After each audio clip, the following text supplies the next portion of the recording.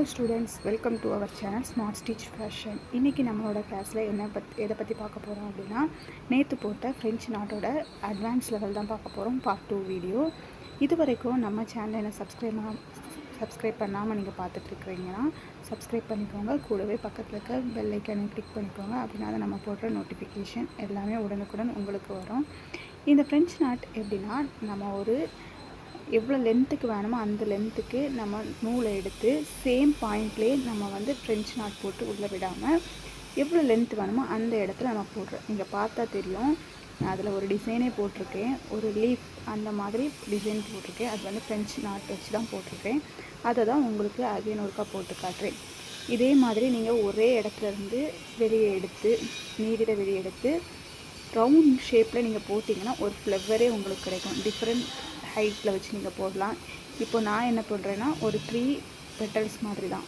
Just இது பார்க்குறதுக்கு என்ன மாதிரி லுக் தருதுன்னா, செம்பருத்தி பூவில் சென்டரில் நமக்கு ஒரு இதே ஷேப்பில் தான் இருக்கும். அதே சேம் லுக்கு.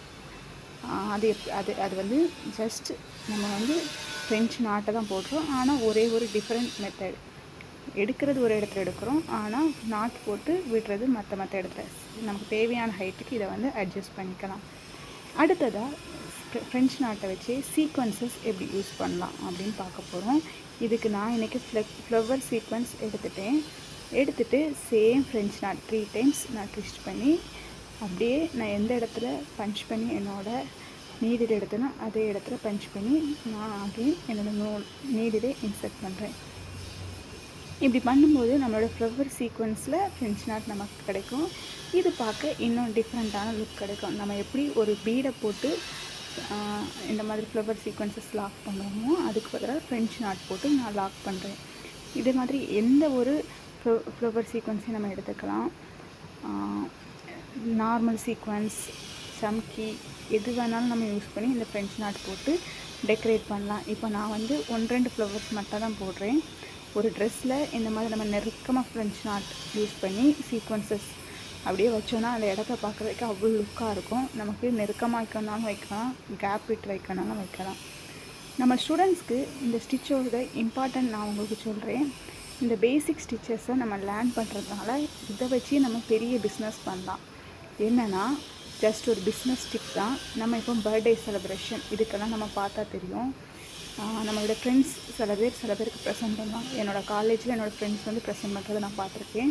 எப்படின்னா, இந்த மாதிரி 8 இன்ச் ஃப்ரேம் அல்லது 6 இன்ச் ஃப்ரேமில் அவங்களோட ஃபோட்டோ, அவங்களோட பேக் சைஸ் வியூ மாதிரி எம்ப்ராய்டரி, ஹேண்ட் எம்ப்ராய்டரி போட்டு அவங்களோட பர்த்டே மென்ஷன் பண்ணி அந்த டேட்டை மென்ஷன் பண்ணி ஏதாவது வேர்டிங்ஸ் அதில் எழுதி அந்த மாதிரி ஆன்லைனில் இன்ஸ்டாகிராமில் ஆர்டர் கொடுத்து டிசைன் ஒர்க் பண்ணி ப்ரெசென்ட் பண்ணியிருக்காங்க.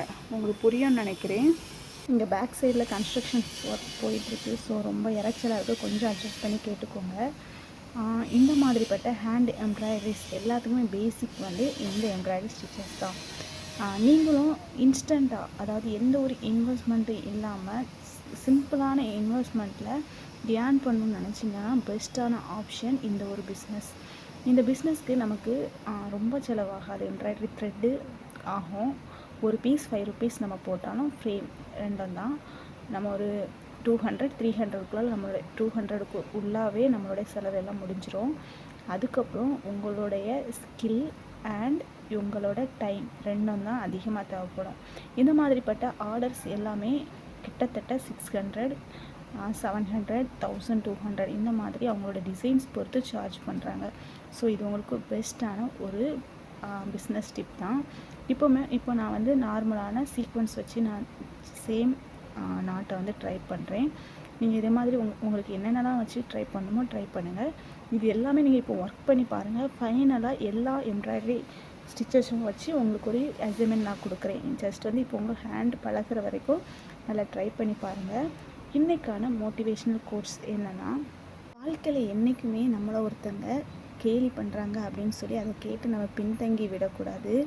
அதை காதில் வாங்காமல் முன்னேறி போயிட்டே இருக்கணும்.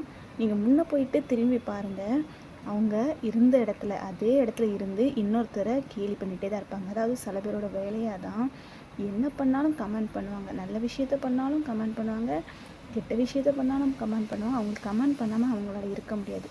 அதனால வரக்கூடிய எல்லா கமெண்ட்ஸையும் நம்ம வந்து யாரும் கமெண்ட் பண்ணாமல் நல்லா பர்ஃபெக்டாக இருக்கணும் அப்படின்னு நினச்சி நீங்கள் வந்து எதுவுமே நீங்கள் நினச்சி நம்ம மாற்றிக்கணும், அவங்க கமெண்ட் பண்ணுறாங்களே அப்படின்னு நீங்கள் நினைக்கக்கூடாது. அதை வந்து காதில் வாங்காமல் உங்கள் பாட்டுக்கு உங்கள் வேலையை நீங்கள் பாருங்கள். அடுத்தவங்க நம்மளை பார்த்து கொடுக்குற கமெண்ட்டுக்கு நம்ம வந்து ஆன்சர் பண்ணணும், ரெஸ்பான்ஸ் பண்ணணும் அப்படிங்கிற எந்த ஒரு கட்டாயமே கிடையாது. அதனால் எந்த ஒரு கமெண்ட்டாக இருந்தாலும் அதை அப்படியே கண்டுக்காமல் விட்டுருங்க. உங்கள் வேலையை மட்டும் ஃபோக்கஸ் பண்ணுங்கள், உங்களுடைய கோலை மட்டும் விட்டுறாதுங்க. நம்ம செய்கிற ஒர்க்குக்கு அப்ரிஷியேட் பண்ண ஒரு ஆள் கூட இருக்க மாட்டாங்க, ஆனால் கமெண்ட் பண்ண 1000 பேர் இருப்பாங்க. ஆனால் நமக்கு நாமளே எப்போவுமே அப்ரிஷியேட் பண்ணிக்கணும். ஏன்னா நம்ம மட்டும்தான் நம்மளோட ஒர்க்கை அப்ரிஷியேட் பண்ண முடியும். நமக்கு நம்மளே அப்ரிஷியேட் பண்ணி என்னால் இன்னும் பண்ண முடியும், இன்னும் நிறைய பண்ணுவேன் அப்படின்னு சொல்லி சோர்ந்து மட்டும் போயிடக்கூடாது. எப்போவுமே நம்ம வந்து நம்மளே நினச்சிக்கிடணும், நமக்குள்ளார இருக்கக்கூடிய தன்னம்பிக்கை நினச்சிக்கணும்.